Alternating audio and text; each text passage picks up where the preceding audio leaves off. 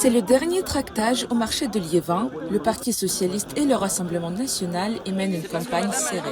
Pour les socialistes, au pouvoir depuis 1945, impossible que l'extrême droite gagne. Ici à Liévin, le candidat du Rassemblement national, qui est Dany Peva, était candidat il y a quelques années dans le Gard, à Nîmes.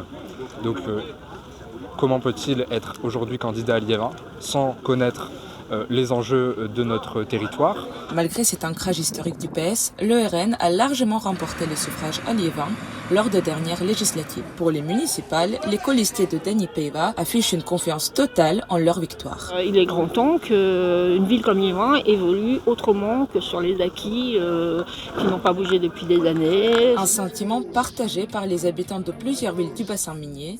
Déçu par le bilan du maire sortant, cette militante de 18 ans soutient le candidat du Rassemblement national à Douai, Thierry Tesson. Les socialistes, ils ont pu apporter des choses, mais au début, mais en fait après, ils ont dégradé la ville de Douai.